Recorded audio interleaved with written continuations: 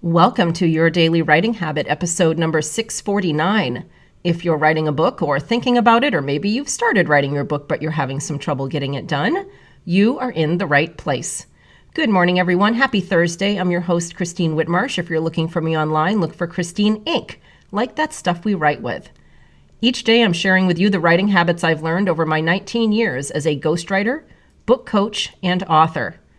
I have found that three things in particular have a huge impact on your success as an author, and they have the ability to turn a quote-unquote non-author into a published one. Those three things are writing fundamentals, productivity, and mindset habits.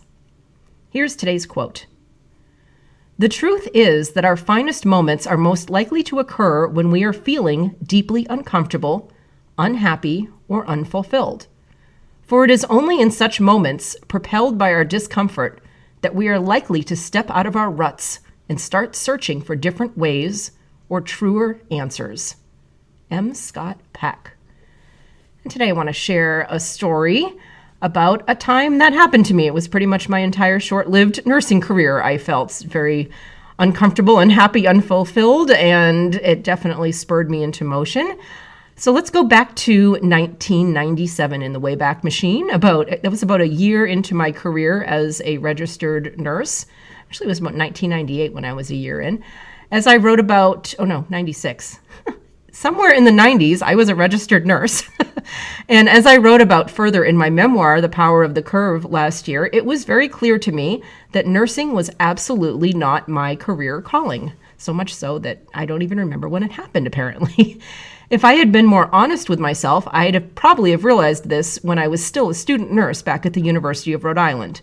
But I was far too busy for self-awareness then, working my tail off day and night to earn my Bachelor of Science degree in nursing, and like a million extracurricular activities in the process.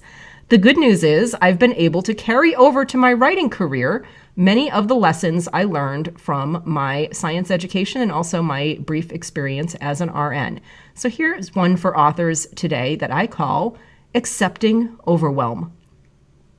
And this is a lesson I learned very dramatically in nursing as a young newbie, learning the dramatic differences between being a student nurse and a registered one. Very, very different things. How to manage overwhelm. And I learned that overwhelm happens, especially when you're attempting something new, like writing a book. It's not some sort of outlier or sign of weakness or a sign that you should quit. Once you realize that, you can work to manage it. So just here's a little funny story. Here's how my overwhelm plotline went as a new grad RN. First, I got stuck in the idea that one is supposed to come out of school completely prepared to be a totally knowledgeable, calm, cool, and collected, in control RN. That's funny. The next thing that happened is I got smacked in the face very hard with the actual reality of being a new nurse, which is the exact opposite of all of those things. And then I got completely overwhelmed and buried under a terrifying avalanche of responsibilities, otherwise known as a typical work shift. And I ended up hysterically crying alone in the medication room because I just let it all build up. And then finally, I learned from my very wise and very amazing and caring nurse mentor that most new grads experience this type of emotional breakdown at some point, and to please, for the love of everything, ask for help. And I even saw several months later, I turned the corner when I was working at that hospital, and there was yet another new grad in the arms of the same nurse mentor crying her eyes out. So overwhelm is normal.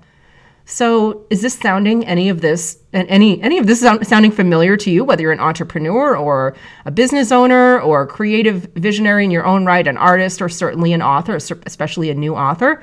Just because we are inundated with all the strategies and hacks and even science that we need to avoid overwhelm and manage and just make life and business and make our world just so super organized to manage all our anxiety, just because we have all of this information doesn't mean that we're failures if we're not perfectly consistent in the implementation of the information. Life happens, and we're all human. So the biggest lesson I want you to walk away with here, it's okay to have emotions, to show those emotions, to need help, to ask for help, to be overwhelmed. Believe me, nobody's nailing any of this thing called life. Any careers, nobody's nailing anything. Trust me, everybody goes through overwhelm. If everybody was nailing everything, we wouldn't need this constant flow of mindset and high performance knowledge and resources coming from gurus and experts everywhere. If we all had it together, why would we need all that stuff? We are all figuring it out together. So let's remember to lean on each other.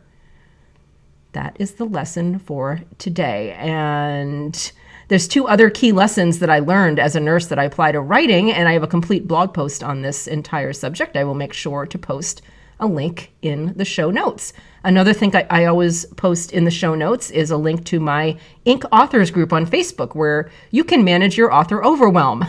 Ask us for help, whether it's motivation, accountability, book writing, publishing resources, whatever is overwhelming you as an author, especially a new author. Please let us know about it and let us help you. Again, check the show notes. And as always, thank you for joining me here on Your Daily Writing Habit, where I am helping you write and finish writing an awesome book. Until tomorrow, happy writing.